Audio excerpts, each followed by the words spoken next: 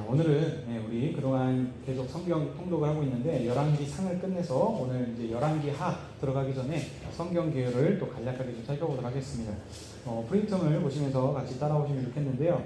자, 이 열왕기 하는 상하 같이 지금 이렇게 있는 거죠. 그래서 원래는 한 권의 책이었습니다. 그래서 히브리어 성경에서는 멜라키 왕들이라고 하는 책으로 있었는데 이게 이제 그 번역 성경에서 70인역이라고 하는 이제 거기에서 보시게 되면 이제 사무엘서와 열왕기서 이게 전부 다 역사서인데요. 이거를 이제 1왕국, 2왕국, 3왕국, 4왕국이라고 이렇게 구분을 해놓고 있습니다.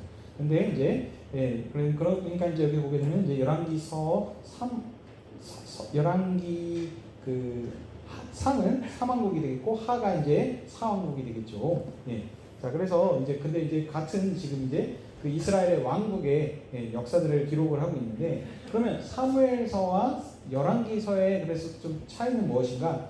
왕국이 어떻게 처음에 설립됐는지를 얘기하는 게 사무엘서고, 열왕기는 왕국의 이제 발전 역사와 흥망성쇠를 기록하는 것이 이제 열왕기서가 되겠습니다. 자, 그러면 이게 이제 아마 그 열왕기 상 개요 때와 같은 지금 반복된 내용일 겁니다. 왜냐면 같은 지금 그 책이기 때문에요. 저자는 미상입니다. 누가 기록했는지 정확히 알 수 없습니다. 이스라엘 전통에서는 예레미야가 기록했다라고 보기도 하고요. 학자들은 포로기 후반기에 살았던 바벨론에 살았던 한 사람으로 이렇게 추정을 하기도 하는데 정확하게 누군지는 알 수 없습니다. 근데 아무튼 이때 이 당시에 그 포로기 상황에서 이제 기록했다는 것은 이제 알 수 있겠죠. 자, 그래서 기록 연대도 보시게 되면 비포 크라이스트 561년에서 537년 이때 바벨론 포로기 때부터 1차 포로 귀환기까지 이전의 시간까지 이렇게 기록이 됐을 거라 이렇게 추정이 되고 있습니다. 네, 그래서 열왕기가 지금 기록하고 있는 역사는 그 남유다 멸망 이후부터 바벨론 포로기 때부터 해가지고 이렇게 기록을 하고 있는데요. 다윗의 말년, 마지막 말년부터 해가지고 그 전에 이제 다윗이 말년 시작하기 전에 이제 막 쫓기고 뭐하고 했었던 사울 왕이 등장했을 때는 사무엘서에서 있었죠. 그러니까 열왕기서는 다윗의 말년 때부터 시작해서 솔로몬의 통치, 왕국의 분열, 북이스라엘과 남유다의 멸망으로 이렇게 기록을 하고 있는 것이 기록을 하고 있습니다. 자, 근데 지금 이제 우리가 보려고 하는 것은 열왕기 하죠. 이권입니다. 그래서 열왕기 하는 어디서 이제 구분점이 되냐면 아합 왕이 죽음으로 이렇게 구분점이 되고 있습니다. 그래서 그걸 보시면 되겠고요. 자, 그 다음에 이제 이 책을 지금 그러면 누구를 위해서 기록을 했는가? 기록자는 그 이방에서 포로된 이스라엘 백성을 이제 수신자로 이렇게 하고 있습니다. 이스라엘 백성을 위해서 이 책을 기록할 겁니다. 항상 여러분들이 이 책을 보실 때에 우리에게도 하겠지만 1차적인 독자를 생각하셔야 된다. 근데 이 책들은 결국에는 모든 믿는 사람을 위해서가 아니고 하나님께서는 언약 백성, 자기 백성한테 이 말씀을 1차적으로 주신다는 겁니다. 근데 그 백성들이 처해져 있는 상들이 다르죠. 모세오경은 시내산에서 출애굽하에서 언약을 맺은 백성들, 지금은 이스라엘 포로 이방의 포로로 된 이스라엘 백성들한테 지금 나라가 없어진 이 상황 가운데 이스라엘 백성들한테 이 메시지를 주신다는 겁니다. 그러면 이런 사항들을 보게 되면은 이제 이 책을 통해서 저자가 말하고자 하는 강조점을 이제 정확하게 알 수 있게 되는 것이고, 자, 그래서 이제 기록 목적과 특징을 보시게 되면요, 이방의 포로된 이스라엘이 왜 포로가 되었는지, 무엇 때문인가? 모세 율법을 범한 죄 때문에 그 포로된 이유를 깨우치게 하기 위해서입니다. 자, 그 다음에 깨우치는 것만이 아니에요. 그러니까 대부분의 우리 이제 책들이 이제 다른 어떤 그 설명하는 부분들을 보게 되면은 그래서 돌이키기 위해서라고 얘기를 합니다. 그 말이 틀린 말은 아닌데 돌이키는 것뿐만이 아니고 그 두 번째 이 성경을 통해서 가장 얘기해보아서 하는 건 뭐냐면 하나님의 언약의 신실하심을 얘기하는 겁니다. 하나님께서 다윗과 세우신 언약의 신실하심을 증거하기 위해서 지금 포로된 백성들한테 돌이키는 정도뿐만이 아니고 아무것도 없는 그들한테 소망을 가질 수 있도록 하나님의, 그러니까 제가 이제 뒤에서 말씀드리겠지만 그 순종하고 잘 따랐던 소위 말하면 의로운 백성들도 있었거든요. 근데 그들은 그 나라에 속해 있다는 거기 때문에 소위 말하면 단체기가 받듯이 해가지고 불순종한 대부분의 백성들 때문에 그 소수의 의로운 백성들도 같이 지금 포로로 잡혀 끌려가서 있는 상황이란 말이죠. 그럼 그들한테는 어떤 소망이 있겠습니까? 내가 소위 말하면 무엇은 잘못했다고 하나님 이런 지금 고통을 저하게 처하게 하시니까 나는 이런 백성들한테 남아 그곳에서도 그 우상의 제물에 무릎 꿇지 않는 그 다니엘의 세 친구들 보지 않습니까? 그와 같이 그런 자들한테 소망을 주기 위해서 이 말씀을 주시는 겁니다. 자, 그래서 열왕기는 가나안 땅 언약인 신명기 언약을 근거해서 항상 얘기를 합니다. 왕들을 얘기하는데 어떤 기준이 있잖아요. 우리 여기 창세기에서도 족보를 얘기할 때도 그냥 단순히 누가 누구를 낳고 해가지고 몇 살 살다가 죽었다라고 하는 그냥 일대기를 쭉 얘기하는 것이 아니고 그 족보를 통해서 말하고자 하는 강조점이 있듯이 여기 지금 저희가 보고 있는 이제 열왕기상 왕들 여러 왕들의 그 일대기를 여기서 지금 얘기를 하는데 그냥 단순히 이러이러한 일들을 해가지고 무역을 하고 성을 건설하고 이런 역사를 쭉 얘기하려는 것이 아니고 말하고자 하는 그 초점이 무엇이다? 신명기 언약의 근거에서 왕들을 평가한다는 것입니다. 그래서 왕들의 통치를 해석을 할 때 신명기 언약대로 행했는가 안 했는가 요것을 중점으로 얘기를 한다는 겁니다. 그래서 이것을 통해서 왕조의 흥망성쇠를 기록을 한다는 것이죠. 이 왕조가 왜 망했느냐? 하나님의 뜻대로 행하지 않아서 신명기 언약에서 그래서 하나님께 그 신명기 언약이 무엇입니까? 네가 하나님 말씀대로 순종하고 살면은 복을 받고 그렇지 않으면 저주를 받을 것이다. 이 언약의 큰 틀이지 않겠습니까? 그래서 그것에 의해서 지금 이제 철저하게 이 왕들을 평가하고 얘기를 한다는 것입니다. 그래서 이 하나님 나라의 이스라엘이죠. 구약에 여기에서는 나라의 안녕과 번영은 하나님의 대리자인 왕이 어떻게 행했는가, 여호와 하나님을 의지하고 율법에 충성하면서 행했는지에 따라서 이 나라가 안녕을 꾀하게 되고 또 번영할 수 있게 되고 아니면 망하고 바벨론 포로로 잡혀갈 수 있는 이런 일들이 벌어지게 된다는 것입니다. 자, 그래서 하나님께서 이제 그 큰 흐름은 무엇이냐? 핵심은 하나님께서 범죄한 이스라엘과 남유다를 심판하셔서 둘 다 명망하게 하셨습니다. 그래서 그들이 결국엔 이방의 포로로 잡혀가게 되었죠. 왜냐하면 그들이 율법을 범하였기 때문에. 그래서 그 율법에 약속했던 대로 하나님께서 하신 겁니다. 자, 근데 어쩌시냐? 다윗과 세우신 언약에 하나님께서는 신실하신 분이십니다. 그래서 그들을 온전히 멸하지 않으시고 남겨놓으셔서 그들을 또 존귀케 하시고 회복시키시는 회복이라고 했네요. 회복인데 오타가 났습니다. 회복하시는 그 일들을 지금 얘기하는 겁니다. 그러니까 딱 그것과 같죠. 창세기에서 그 노아 홍수 때 하나님께서 심판하시지 않습니까? 그들이 하나님을 떠나서 여호와 이름을 부르지 않았기 때문에. 근데 심판 가운데서 어떠시죠? 언약을 위해서, 그렇죠? 그래서 그 심판 중에서도 옛 세계를 보존케 하셔서 그 언약을 이어갈 수 있도록 이렇게 해주신 것처럼 하나님의 불순종함을 통해서 이 북이스라엘과 남유다가 멸망당하게 되는 심판받게 되는 그런 상황 가운데서 어쩌시죠? 다윗과 세우신 그 언약을 위해서, 그래서 그 남은 자들을 남겨놓으심을 통해서 하나님의 언약이 계속해서 이어져 갈 수 있도록, 그래서 결국엔 그들에게 회복하고 존귀케 하고 다시 영광스럽게 하시는 그 약속을 그들에게 주시는 그것을 얘기하는 게 이 열왕기의 주제라는 것입니다. 자, 그래서 제가 밑에 이제 또 적어놨는데 뒤에 여러분들 이제 여기 그림 보시면서 보겠지만 총 20명의 왕들이 다 나옵니다. 남유다에도 20명, 북이스라엘도 20명입니다. 정확하게 말하면 19명의 왕과 남유다를 먼저 얘기하면 그 다음에 여왕 한 명 있어요. 이게 그 아달랴라고 하는 그 악한 그 다윗 왕조를 씨를 말리려고 했었던 그 여왕도 한 명 있죠. 그래서 포함해서 총 20명입니다. 그 다음에 북이스라엘도 똑같이 20명이에요. 원래는 19명인데 여기도 디브니라라고 하는 그 정적이 한 명 있습니다. 그래서 그것도 포함을 시키게 되면은 20명이 됩니다.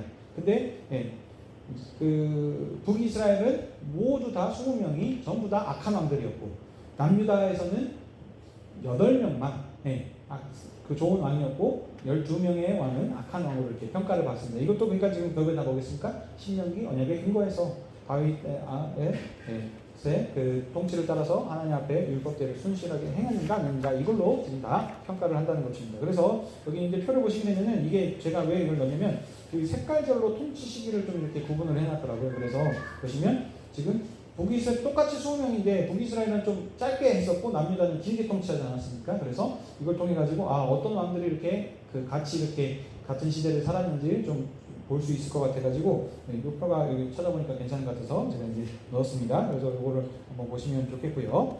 자, 그 다음에 이제 열왕기 하를 그래서 이제 좀 간략하게 좀 살펴보도록 하겠습니다. 이걸 또 자세히 다 보려고 하면 너무 시간이 길어지기 때문에 최대한 짧게 하려고 저도 지금 생각을 많이 하고 준비를 합니다. 그래서 그 핵심 내용들 아주 중요한 그 얘기들만 좀 보려고 합니다. 그래서 열왕기 하는 크게 두 부분으로 이렇게 구분될 수 있습니다. 1장 총 3. 이게 지금 좀 이상하네요. 제가 고친다면서 이거를 안 고치네요. 18장부터 그 마지막 장이 어디죠? 25장까지입니다. 죄송합니다. 자, 다시 보시면 1장부터 17장까지는 남북 왕조의 역사를 다 기록을 합니다. 근데 언제까지냐? 그 북왕조가 아수르 제국에 멸망하기 전까지의 두 왕조의 이야기를 다 기록합니다. 남북과 북, 남유다와 북이스라엘의 동시에 역사가 기록한 데가 1장부터 17장까지고요. 이게 제가 뒤에 부분도 지금 제가 수정을 한다면서 이걸 안 바꿨네요. 뒤에 부분은 무시하십시오.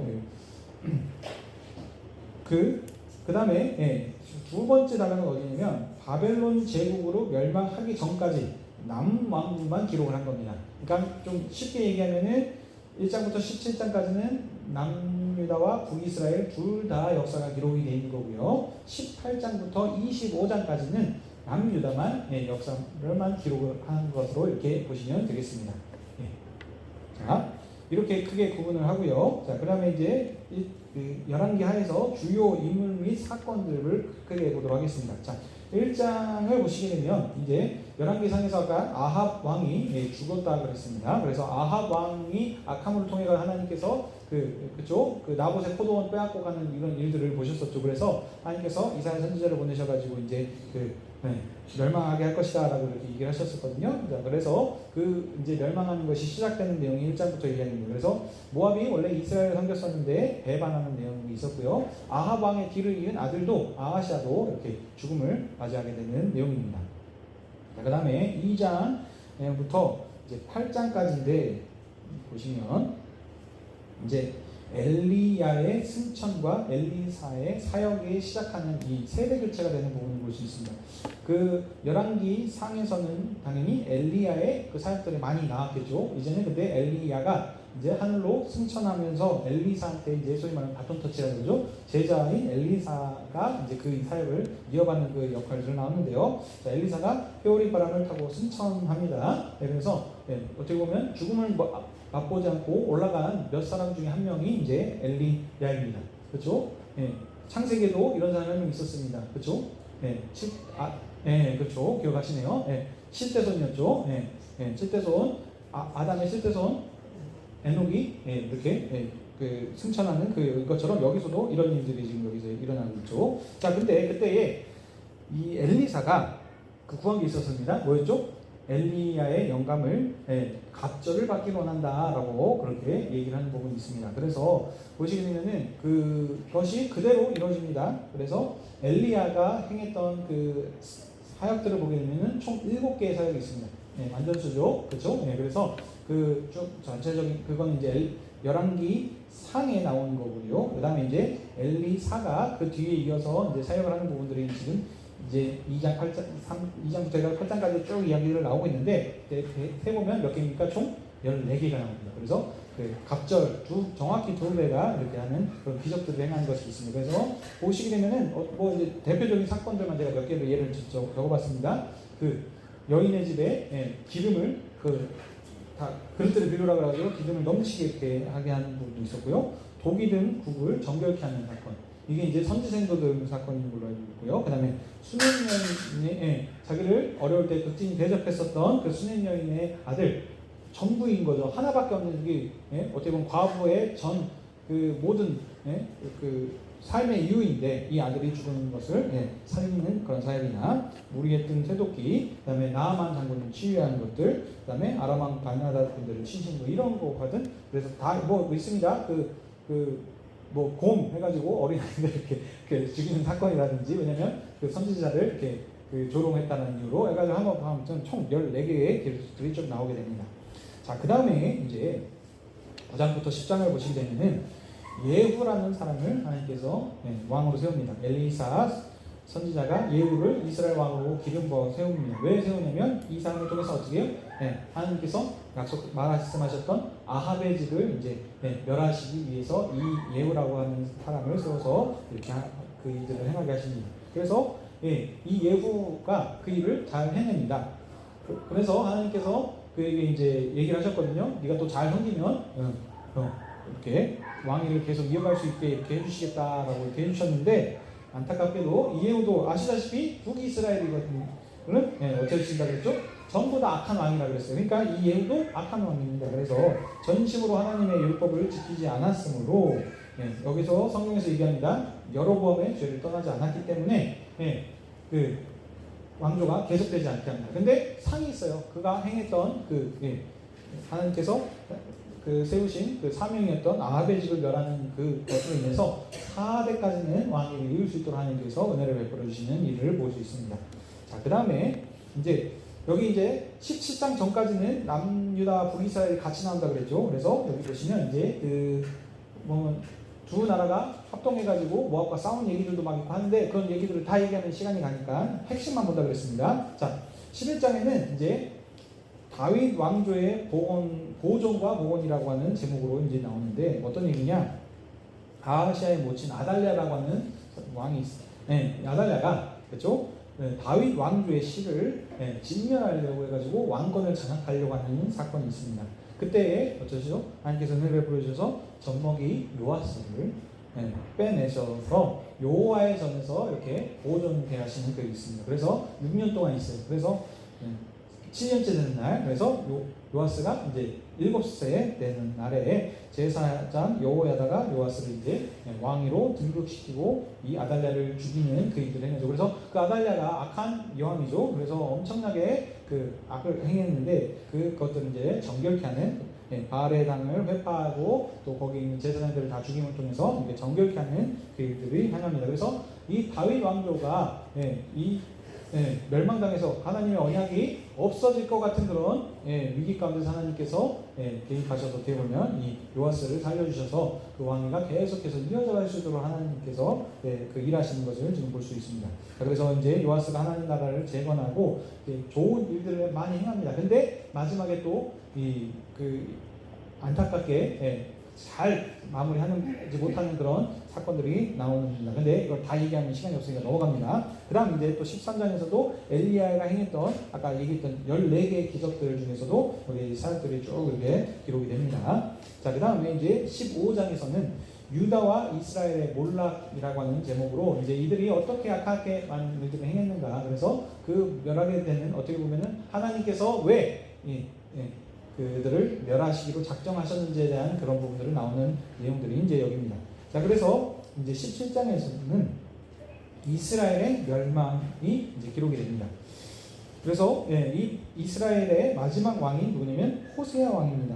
그래서 그 멸망하게 된 이유를, 그래서 약간 독백같이 왜 이들이 이렇게 되는지 얘기를 하는데, 핵심은 이거죠. 하나님께 범죄해서 하나님이 금하신 우상들, 다른 신들을 섬겼었고요. 그 하나님께서 그 건져주셨던 그 이방인들의 율례, 악한 율례를 그대로 똑같이 따라서 행합니다. 하나님의 율법을 따르는 것이 아니고 이방인들의 그 악한 율례를 따라서 행하는 으로 인해서 이들이 멸망당한 걸로 된 것입니다. 그래서 이스라엘이 뿔뿔이 흩어지게 됩니다. 이때는 포로로 잡혀갈 수도 있었는데, 여기 이스라엘의 멸망은 저기 그 아수르라고 하는 제국으로 멸망이 됐는데, 포로로 잡혀가기도 하지만 그 포로로 잡혀간 것보다는 그에서 완전히 전부 다 이렇게 다 각지로 흩어버려요. 그래서 디아스포라 유대인들이 나타나는 이유들이 이때서부터 이제 시작이 됐다고 봅니다. 그리고 거기에 있었던 그 사마리아라고 하는 나라, 거기가 이제 수도였죠. 거기에 근처에 살고 있었던 다른 이방인들을 이주시켜가지고 거기에서 살 수 있게 하는 그런 일들을 이렇게 됩니다. 그래서 이때부터 어떻게 보면 지금도 이제 막 싸우고 하는 역할들이 이제 생긴 것이죠. 네. 자, 그 다음 이제 18장, 19장 보게 되면은 이제 유다 왕 히스기야라고 하는 왕, 아주 이제 중요한 역할을 합니다. 이 왕이 선한 통치를 행합니다.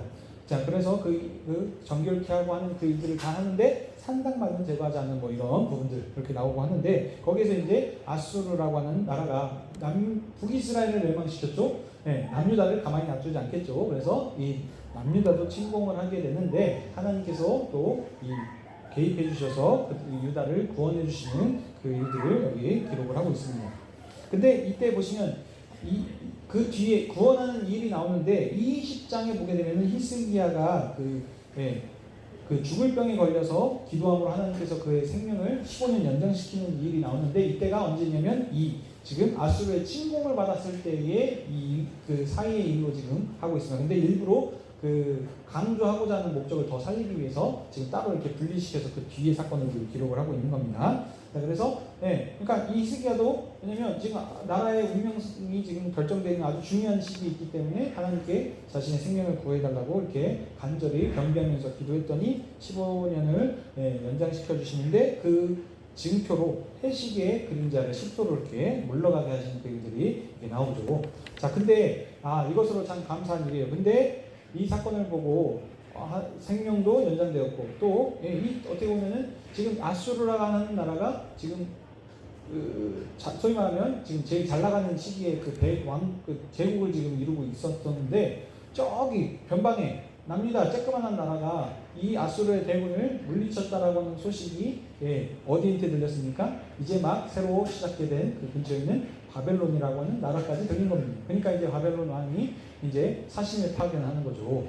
그래서 뭐 간병도 운영차 해가지고 어떻게 이겼는지 이런 것들이 이제 들으러 왔을 때 그때 이 히스기야가 이제 어떡합니까? 자랑을 어마어마하게 하죠. 그래서 자기 가지고 있는 성전에 있는 것들, 왕궁에 있는 보물들 이런 것들을 전부 다 보니까 이사야 선지자가 이제 예언하죠. 그 모든 것을 다 바벨론으로 옮기게 될 것이다라고 하는 예언하는 것이 여기 나오는 일입니다. 자, 이 히스기야가 선한 통치를 했음에도 불구하고 또 안타깝게 이렇게 좀 부족한 부분들이 항상 나오는 부분들이 있습니다. 근데 무엇보다 제가 제일 안타까운 건 뭐냐면 이 선한 왕의 아들이 누구냐? 그 유명한 악한 왕, 유다의 악한 왕의 어떻게 보면 좀 끝판왕이죠. 그게 누구냐? 므낫세라고 하는 왕을 낳았다는 겁니다. 그러니까 아빠가 자녀 교육을 믿음의 다음 세대로 양육을 하는 일에 실패한 거예요. 어떻게 보면. 그래서 이 히스기야의 아들 므낫세가 55년 동안 악한 걸 행하는데 어떤 악을 행하느냐? 북이스라엘에 했던 그 악한 일들을 다 행합니다. 거기 엄청나죠. 그래서 우상을 세우는 건 당연한 거고 그 폐했던 뭐 산당들을 복원을 한다든지 또 이것만으로도 악한데 더 악한 건 예루살렘 전이죠. 성전 하나님에게 제사 드리는 그 성전 뜰에 1월 성신을 위한 단을 쌓는 것 이것도 악한 것이고 아들을 불살라드리는 것 인신 제사죠. 이것도 하나님께서 금하시는 일들인데 이런 악한 일들을 지금 다 행했다는 것입니다. 그래서 자 성경에는 이렇게 얘기합니다. 므낫세는 아합과 같이 행하여서 이전에 여기 살고 있던 거주민보다도 아주 악한 가증한 일들을 어마어마하게 많이 했습니다. 그래서 하나님께서는 이 므낫세의 일들을 보시고 남유다도 멸망하게 하실 거다라고 확정하시는 그 이야기가 이 므낫세 왕 때문입니다. 그래서 자. 이 악한 므낫세의 통치가 나오고요. 그 다음에 이제 22, 23장에 또 새로운 또 좋은 선한 왕이 나옵니다. 그가 누구냐면 바로 요시야 왕입니다. 요시야 왕이 어떻게 했냐면 그 실기야 대제사장한테 성전을 수리를 이제 명했었는데 그 성전을 수리하면서 뭘 발견합니까? 율법책을 발견합니다. 그래서 율법책을 읽어보니까 지금 이렇게 우리가 지금 잘못하고 있구나 이렇게 된 이유들이 지금 우리가 하나님의 말씀을 떠나서 살았기 때문이다 이것을 지금 깨달아 알아서 지금 이제 어떡합니까? 대대적인 개혁을 합니다. 그래서 다 악한 것들을 패하고 다시 하나님께 그 회개하고 돌이키는 일들을 행합니다. 그 중에서 그가 했었던 가장 한 가지 일들이 뭐냐? 유월절을 지킨 것입니다. 근데 보시면 하나님께서 이 유월절이 뭐죠? 이스라엘 백성이 출애굽할 때에 그 마지막 10번째 장자를 치시는 그 제한 때 어떻게 했죠? 그 양을 잡아먹고 거기서 다 먹고 그 피를 문설주의 버름을 통해서 넘어간다. 그래서 이것을 대대로 기억하라. 이것이 어떻게 보면 이스라엘 백성이 소위 말하면 정체성 중에 아주 드러날 수 있는 그 아주 좋은 그거 정체성의 징표인데 이것을 지금까지 어떻게 보면은 제대로 지킨 적이 한 번도 없다는 거예요. 그러니 지금 이 이스라엘 백성들이 얼마나 박했는지 알 수 있죠. 그래서 이때에 예, 이렇게 유월절을 지키는 것이 어떻다? 전무후무했다. 이전에도 없었고 이후에도 없을 만큼 이렇게 지금 행했다라는 것을 여기서 이제 얘기하고 있습니다. 자, 근데 안타까운 건 요시야 왕이 이렇게 돌이켰으면 예, 좋은 하나님께서 좀 마음을 돌이킬 수 있을까라고 할 수 있을 텐데 그게 분명하게 얘기하십니다. 이미 예, 므낫세 왕 때 너무나도 하나님 앞에 악한 일들을 행했기 때문에 하나님께서 마음을 돌이키지 않았다라고 하는 그 내용들이 여기서 나옵니다. 예, 그래서 바로 멸망시키진 않으시고 좀 더 연장시켜 주시는 그런 일들이 있습니다. 자, 근데 결국엔 어떠죠? 24, 25장 보게 되면 이제 결국에는 이 예루살렘이 멸망하는 내용이 나옵니다. 자, 요시야 왕도 이것도 또 그래요. 예.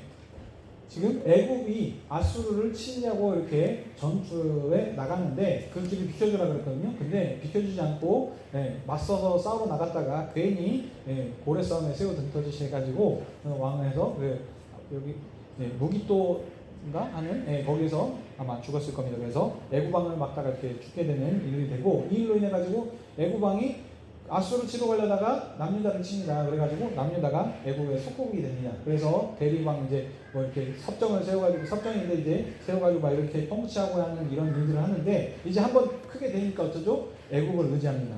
계속해서 애굽을 의지해요. 하나님 대신 애굽을 의지하는 이것을 보시고 하나님께서 애굽을 오히려 무력하게 하십니다. 자, 그래서 이제 새로운 신흥 강국이 떠오르는데 그 나라가 어디입니까? 바벨론입니다. 아수르 대신에 바벨론이 이제 떠오르는데 그 선지자를 통해서 하나님께서 다 얘기하십니다. 애굽이 아니고 바벨론으로 해라. 70년 만에 포로로 돌아오게 하시겠다라는 이런 모든 선지자의 예언들을 다 했는데도 불구하고 이스라엘은 그걸 무시하고 계속해서 애굽을 의지하다가 이제 괘씸죄에 걸려가지고 어떻게 보면 이 바벨론한테 아주 톡톡히 당합니다. 그래가지고 이 시드기야가 나중에 바벨론을 배반하거든요. 그래서 이미 한번 털려가지고 거기 있는 이제 성전도에 있는 것들을 다 가져가고 거기 있는 이제 사람들을 1차로 포로로 다 잡아갔었는데 어떻게 보면 껍데기가 남은 이 시드기야 왕이 있었는데 마지막에도 결국엔 바벨론을 배반함을 통해서 이제 계속 몇 년 오랫동안 이 예루살렘을 포위하고 이렇게 공성전 하다가 마지막에는 결국에는 다 이렇게 져가지고 그 성벽마저도 다 이렇게 헐어버리는 그래서 완전 황폐해지고 쓸만한 데를 다 뽑아가지고 소위 말하면 농사질 만한 아주 그 중요한 사람들은 다 빼가서 황무지가 되는 이런 안타까운 상황에 처하게 됩니다. 자, 여기에서 딱 끝나면 좋을 것 같은데 마지막에 이 부록처럼 얘기가 나오는 게 있는 게 바로 여호야긴 이야기입니다. 이 사람이 다윗의 후손입니다. 그러니까 지금 왕실의 피를 흐르고 있는 어떻게 보면 혈통 계승자인데 지금 바벨론으로 포로로 잡혀갔지 않습니까? 그래서 그 옥살이를 계속합니다. 그런데 왕이 바뀌어요. 왕이 바뀜을 통해서 바벨론의 왕이 이 사람을 석방시켜가지고 바벨론에 있었던 거기 이제 모든 왕이라는 것은 뭐냐면 남유다 왕뿐만이 아니고 바벨론이 다양한 나라를 쳐들어가서 다 사로잡았기 때문에 뭐 각 지역에서 온 왕들이 있을 것입니다. 근데 그 많은 왕들보다 어쩌다 귀하게 높이게 되고 평생 왕에서 앞에서 먹을 수 있도록 이렇게 회복시키는 그 일이 마지막 사건으로 이것을 기록하고 끝난다는 것이죠. 이것도 괜히 이 얘기를 기록한 것이 아님을 우리가 알 수 있습니다. 그렇죠? 이 얘기 없어도 돼요. 그냥 성벽 갈고 포로로 잡혀갔다 하고 딱 끝나면 되는데 이 얘기가 부록처럼 붙어있는 것이 지금 계속 이 저자가 말하고자 하는 기록 목적에 아주 부합을 한다는 겁니다. 자, 그래서 이 내용을 통해서 그럼 열왕기는 지금 무엇을 말하는 것이냐? 처음 말씀드렸던 것처럼 신명기 언약을 근거해서 왕들의 통치를 기록을 한다는 겁니다. 단순하게 뭔 일들을 행했다라고 하는 어떤 역사책에 해가지고 우리 조선 왕조 실력 보면은 뭐 왕이 뭐를 했대더라 해가지고 사소한 것까지 다 기록을 해놓는 그것을 남겨놓으려고 하는 것이 아니고 왕들의 모든 통치를 통해서 뭐를 하느냐? 하나님의 말씀에 순종하면서 살았는가 안 했는가. 그래서 그렇기 때문에 이 왕이 이렇게 흥하게 되었다. 하나님 말씀을 불순종했기 때문에 이 나라가 이렇게 멸망당했다라고 하는 것을 지금 얘기하기 위해서 이것을 기록했다는 겁니다. 단순하게 왕의 어떤 업적들이나 이런 것들을 지금 얘기하는 것이 아니에요. 그래서 얘기하죠. 이 왕이 좋은 왕이었는지 나쁜 왕이었는지는 다윗의 성에서 이렇게 묻혔는지, 그래서 이것으로 평가하죠. 그래서 그 북이스라엘 왕들은 뭐라고요? 여로보암의 죄에서 떠났는지 안 떠났는지, 이것으로 지금 계속 얘기를 하지 않습니까? 그래서 이 왕들을 그냥 단순하게 기록하려는 것이 아니고 하나님의 언약 안에서 이것들을 지금 평가한다는 것입니다. 자, 근데 결국에는 어떻게 되냐면 이 왕들이 북이스라엘은 당연히 말할 것도 없었고 모든 왕들이 악했기 때문에, 근데 남유다에서는 8명의 착한 왕들이 또 있었지만 결국엔 그들도 북이스라엘의 악한 왕들을 따라서 이렇게 행함을 통해서 두 나라가 결국엔 다 멸망당했다는 것입니다. 이방의 손에 붙여서 언약 땅 바깥으로 쫓아내신 거예요. 이것도 하나님이 약속대로 하신 것입니다. 그런데 그 중에서 하나님께서 어떻게 하시죠?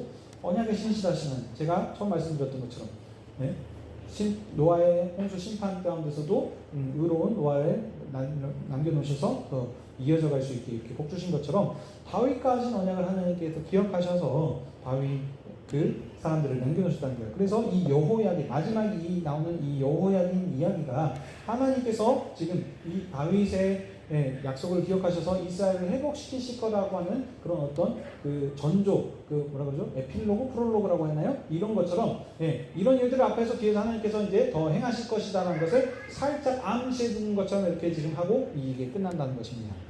자, 그러면 이 책을 지금 누구한테 줬다고요?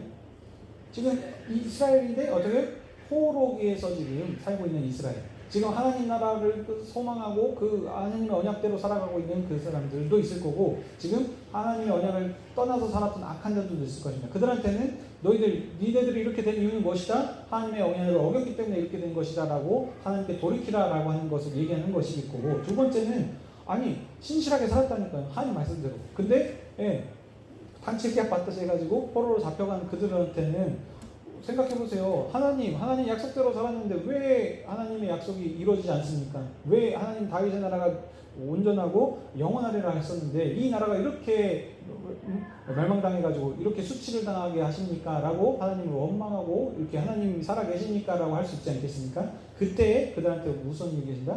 하나님의 약속이 끝나지 않았다. 하나님께서는 이렇게 신실하시고 그 약속을 위해서 다윗 왕조를 회복시키실 거라는 것을 지금 여기 보시면, 제가 여기 본 것도 보면 옆에 선지자들, 활동했던 선지자들도 옆에서 쭉 나옵니다. 이 선지자를 통해서도 계속해서 선지자들이 하나님의 말씀을 대언하지 않습니까? 어떤 말씀이에요?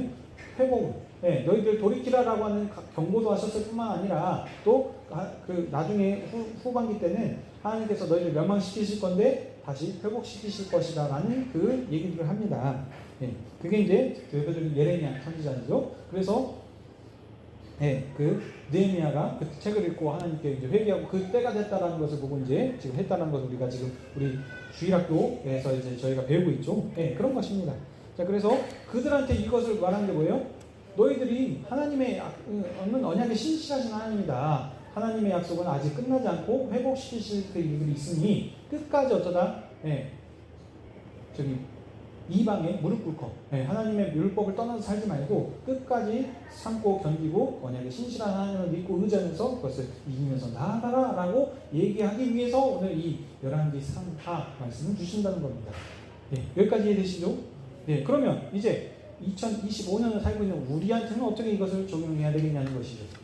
언약에 신실하신 하나님에 대해서 계속 얘기하지 않습니까? 이스라엘을 회복시키실 뿐만 아니라 우리는 이미 다 얘기할 수 있습니다. 어떻게 회복시키시느냐? 단순히 돌아와서 이 예루살렘 성전만 건축하고 하는 것이 아니고 그것으로 끝나는 것이 아니죠. 그것보다 더 확실한 회복을 계획하셨는데 그것이 바로 누구시냐? 하나님의 아들이신 예수 그리스도를 다윗의 후손으로 보내심을 통해서 이제 어떻게 해요? 영원히 쇠하지 않는 그런 새로운 나라를 세우시지 않습니까? 그것이 뭐니까? 지금 우리가 보고 있는 마태복음의 천국, 하늘에 있는 나라가 아니고 새로운 하나님의 나라라는 겁니다. 하나님께서 통치하신 아들의 나라, 종의 나라, 어린아이의 시대 같은 나라가 아니고 이제 아들이 통치하시는 그 나라가 이 땅에 임했다는 것입니다. 그래서 이 나라는 어떻습니까? 총과 칼로 세우는 나라가 어쩌든 복음으로, 말씀으로, 하나님 말씀, 그리스도의 말씀을 통해서 선포되어져 가고 되어지는 나라인 것이 그게 이제 신약의 나라입니다. 근데 이것이 지금 이제 현재 이것은 무엇입니까? 현재 우리가 지금 살고 있는 것은 교회가 지금 하나님 나라는 겁니다. 자, 그러면 이제 이 교회한테는 지금 무엇을 말하시겠어요? 우리가 적용했으면 그럼 이제 첫 번째로 했던 우리의 정체성이죠. 이제 구약의 이스라엘 백성이 아니고 하나님께서 세우신 새로운 나라는 이스라엘, 또 거기에 있는 그 이스라엘 예루살렘 성전에 있는 거기에 있는 예루살렘 그곳에 하나님 나라를 세우는 것이 아니고 하나님 나라는 이제 남녀노소 빈부귀천 모든 열방을 포함하는 섬기는 그런 나라를 세우신다는 것입니다. 그게 이제 교회가 해야 될 우리의 정체성인 것이고, 두 번째는 이제 이 교회가 그 사명을 감당하기 위해서 우리한테 적용을 하자면 어떻습니까? 하나님께서 이미 아들을 보내주셔서 죽은 자 가운데서 부활하심을 통해서 영원히 쇠하지 않는 그 하나님 나라를 세웠는데, 현실 우리가 살고 있는 현실은 어떻습니까? 파라다이스입니까? 모든 게 행복하고 만사형통하고 지금 모든 것들이 잘 풀립니까? 아니지 않습니까? 우리는 하나님 뜻대로 살아간다고 열심히 한다 하지만 여전히 하나님을 모르는 사람들은 교회를 무시하고 어떨 때는 더 핍박할 수도 있고, 또 지금 현재 교회도 타락을 해버리지 않습니까? 그래서 하나님 말씀대로 하나님을 위해서 이것저것 한다고 하는데 보면은 좀 죄송한 얘기지만 내란도 하는데 동조하고 하는 이런 것들 보면 너무나도 참 안타깝고 참 하는 것이죠. 그럼 그때 어떻게 됐습니까? 우리가 봤을 때는 하나님 살아계신 것 같습니까? 라는 생각이 들지 않겠습니까? 하나님 왜 하나님의 나라가 이곳에 임하여서 지금 이루어져 가고 있는데 여전히 우리 가운데는 고통이 있고 힘듦이 있으니까, 나는 그때 우리가 해야 될 건 무엇이겠습니까? 이와 같이 하나님의 언약이 아직 끝나지 않았다. 이미 요한계시록을 통해서 앞으로 하나님께서 어떻게 마지막 사역을 알파와 오메가 되신 처음과 끝이신 하나님께서 그 계획을 다 지금 세워주시고 인도해 나가신다라고 하지 않았는데, 근데 그 결국에 그 역사의 끝이 어시다 교회를 통해서 이 작업을 완수하신다라고 하지 않았습니까?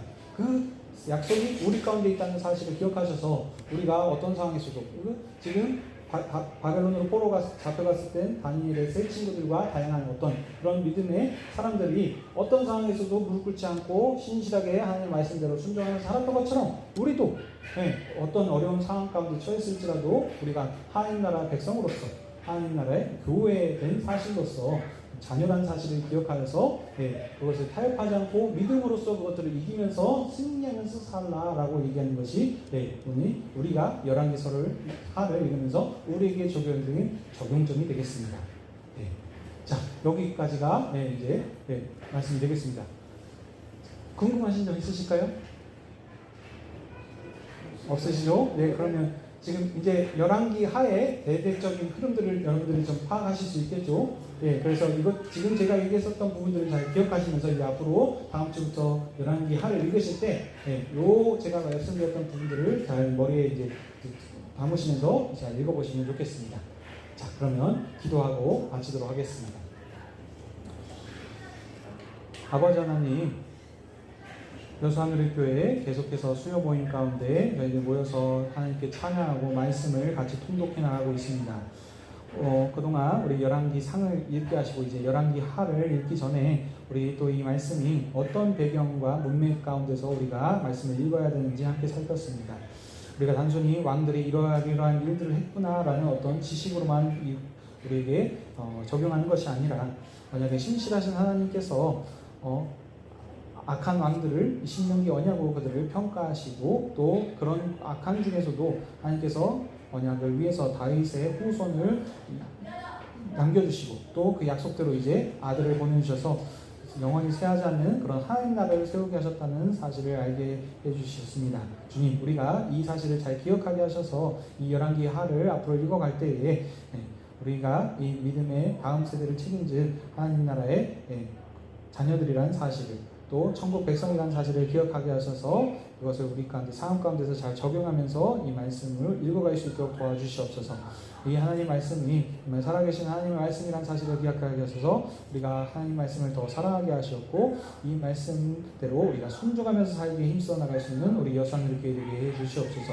이 자리에 함께하지 못한 자들이 있습니다. 어디 있든지 주님께서 지켜 보호해 주셨고, 우리가 하나님 나라 백성이라는 정체성을 기억하게 하셔서 믿음으로 어떤 일들을 잘 감당케 하셨고, 또 다시 이 자리에 나와 함께 교제하고 말씀 읽고 나아갈 수 있도록 인도해 주시옵소서. 남은 한 주간의 삶 가운데서 우리 함께 하실 주님을 기대하며 이 모든 말씀 우리 주 예수 그리스도의 이름으로 기도드립니다. 아멘.